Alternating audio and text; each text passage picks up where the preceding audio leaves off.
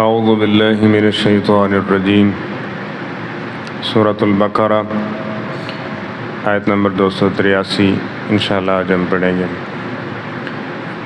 بسم اللہ الرحمن الرحیم۔ وَإِن كُنتُمْ عَلَى سَفَرٍ، اور اگر تم کسی سفر پر ہو، وَلَمْ تَجِدُوا كَاتِبًا، اور تم لکھنے والا کاتب نہ پاؤ، فَرِحَانٌ مَقْبُوضَةٌ، تو پس کوئی چیز بطور رہن قبضے میں لے لو۔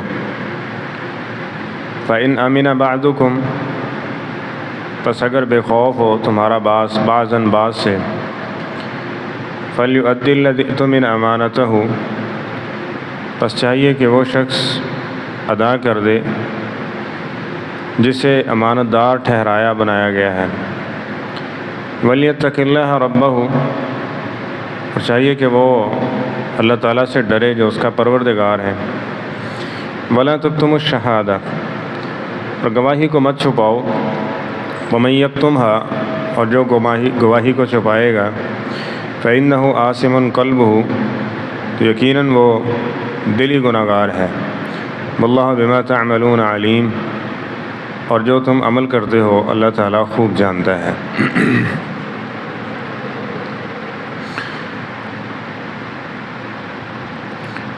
حالت سفر میں ہے یا کوئی اس طرح کا معاملہ ہے جہاں کاتب موجود نہیں ہے، بسا اوقات چلتے پھرتے آتے جاتے کوئی بندہ چیز خرید لیتے ہیں اور وہاں کوئی کاتب موجود نہیں ہے، تو بطور نشانی کوئی چیز گروی رکھ لی جائے،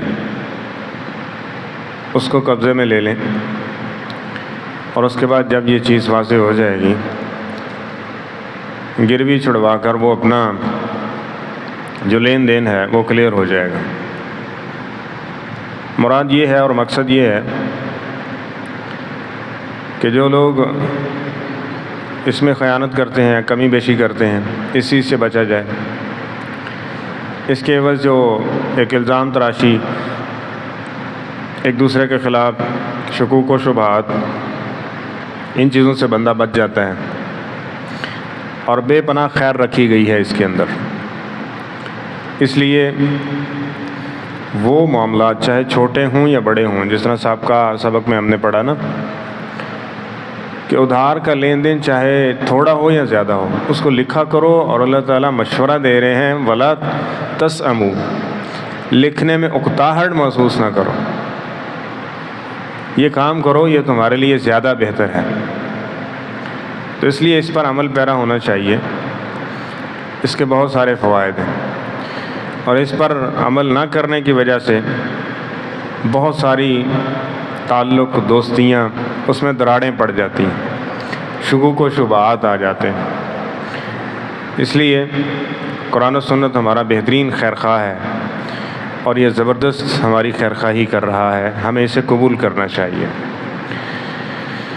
اور آگے فرمایا فَإِنْ أَمِنَ بَعْضُكُمْ بَعْضًا، پھر اگر تمہارا بعض سے بے خوف ہے، بس اوقات اعتماد اتنا ہوتا ہے بندہ کہتا ہے یہاں تو ممکن ہی نہیں ہے۔ اب وہاں ایک نے اندھا ٹرسٹ کیا دوسرے کے اوپر، اتنا اعتماد کیا اس پر، تو اب جس پر اعتماد کیا گیا نا اس کو تھوڑی سی تنبیہ کی جا رہی ہے کہ فَلْيُؤَدِّ الَّذِي اؤْتُمِنَ أَمَانَتَهُ، اب جس کو اس نے اتنا امانت دار سمجھا کہ یہ ایسا ویسا نہیں کرے گا، اس کو چاہیے کہ اس اعتبار اور اعتماد کو ٹھیس نہ پہنچائے۔ جس طرح اس کو سمجھا گیا ہے نا امانت دار، اسی طرح سے وہ امانت دار بن کے دکھائے، اور امانت اس کے بارے میں سوال ہوگا۔ اور خیانت ایک بڑے جرموں میں سے ہے، جس طرح کہ یہاں 2-3 باتیں اس حوالے سے کی گئی کہ امانت داری کا خیال رکھنے کے حوالے سے، اور آگے فرمایا کہ وَلْيَتَّقِ اللَّهَ رَبَّهُ، اس کو اللہ سے ڈرنا چاہیے جو اس کا پروردگار ہے۔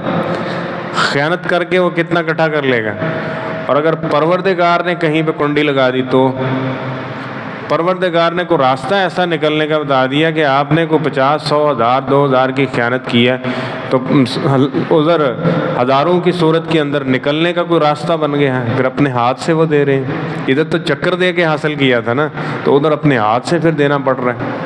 تو وہ مالک بڑا رحیم و کریم ہے، اس کے اصولوں کو بائی پاس کرتے ہوئے نا سوچا کریں کہ اس کی تدبیر جو ہے نا وہ بڑی مضبوط ہے، اور اس کی جو حکمت عملی ہے نا وہ بہت عظیم ہے۔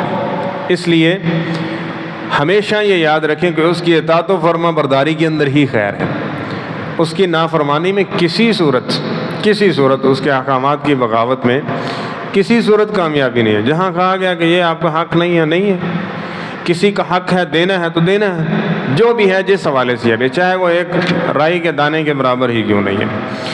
تو فرمایا کہ اسے اللہ سے ڈرنا چاہیے جو اس کا پروردگار ہے، یعنی جو کچھ اس کو ملا ہوا ہے کس کے اختیار میں عطا کرنے میں، وہ اللہ تعالیٰ جب چاہے اس کی رسی کھینچ لے، ڈوری اس کی کھینچ لی جائے، پھر کیا کرے گا یہ؟ تو اس لیے اللہ تعالیٰ کا ڈر اور خوف یہ اعمال کے اندر ایک بنیادی حیثیت رکھتا ہے انسان کو سیدھا اور درست رکھنے کے اندر۔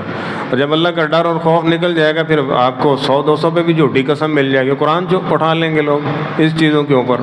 اور اللہ کا ڈر اور خوف ہوتا ہے تو بڑے بڑے معاملات میں بڑے بڑے امانت دار شخص آپ کو نظر آئیں گے۔ تو بنیاد اللہ کا ڈر اور خوف ہے، اور اللہ کا ڈر اور خوف ہمیں نہیں پیدا ہو جاتا۔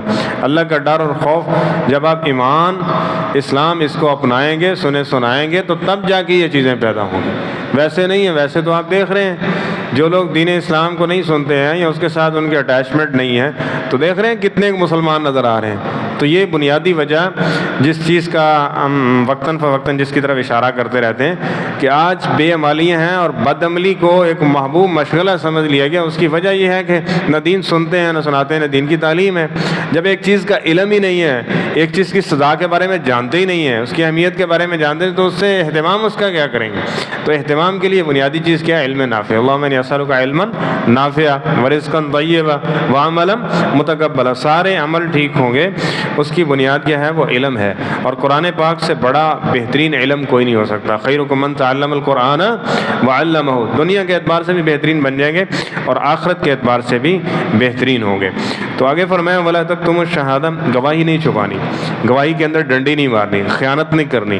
ومن یکتمھا فإنہ آثم قلبہ، اور جو ایسا کرے گا یہ ایسا گناہ ہے کہ جو اس کے دل کے اوپر اثر انداز ہوگا۔ ایمان کدھر ہوتا ہے؟ دل کے اندر ہی ہوتا ہے نا، تو پھر اس کے ایمان کو بھی ختم کر سکتے ہیں۔ جس طرح آپ نے سنا ہوا نا، جھوٹ بولنا، خیانت کرنا، وعدہ خلافی کرنا کن کی علامتوں میں سے ہے؟ منافقین کی علامتوں میں سے ہے کہ نہیں؟ منافق کون ہے؟ بے ایمان ہے کہ نہیں؟ ان کا ایمان نہیں ہے نا۔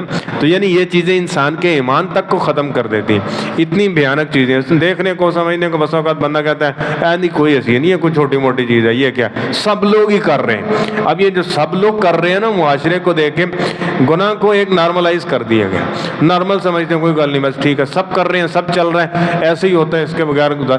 تو یہ جو چیزیں انسان کی، یہ اب ایمان پہ افیکٹ ہو چکا اس کے، کہ گناہ کی جو شناخت تھی وہ ختم ہو چکی ہے۔ دیکھیں اس کی جو برائی تھی، اس کی جو سزا کے والے سے اتنی باتیں کی گئی تھی، اب اس کے ذہن میں کچھ بھی نہیں ہے۔ تو یہ کیا ہے؟ فَإِنَّهُ عَاصِمٌ قَلْبُهُ، اس کے دل کے اوپر یہ چیز اثر انداز ہو چکی ہے۔ اب شیطان کنٹرول پا رہا ہے اور نیکی کی محبت کم پڑ رہی ہے اور برائی کی طرف یہ لپک رہا ہے کہ اس کے دل میں جو ایمان ہے نا، جو فیصلہ کرے گا اور اس کی رہنمائی کرتا ہے کہ کس راستے کو اپنانا ہے، وہ کمزور پڑ چکا ہے اور بس اوقات مردہ اور بس اوقات نکل اور بس اوقات ختم ہو جاتا ہے۔ اللہ تعالیٰ ہمیں ان چیزوں سے محفوظ فرمائے۔ تو فرمائے واللہ بما تعملون علیم، بار بار یہ چیزیں کہی گئی، بار بار یہ فرمایا گیا قرآن پاک میں، یہ یاد رکھا کرو۔ یہ بھول جاتا ہے نا انسان، بار بار اس کو یاد دلایا جاتا ہے کہ جو تم عمل کر رہے ہو نا، اللہ سب کو دیکھ رہا ہے، کیا کر رہے ہو، کس طرح کر رہے ہو، ان سارے معاملات کی اللہ تعالیٰ نگرانی کر رہا ہے۔ کیمرہ لگا ہوا ہونا تو کیا کرتے ہیں ہم؟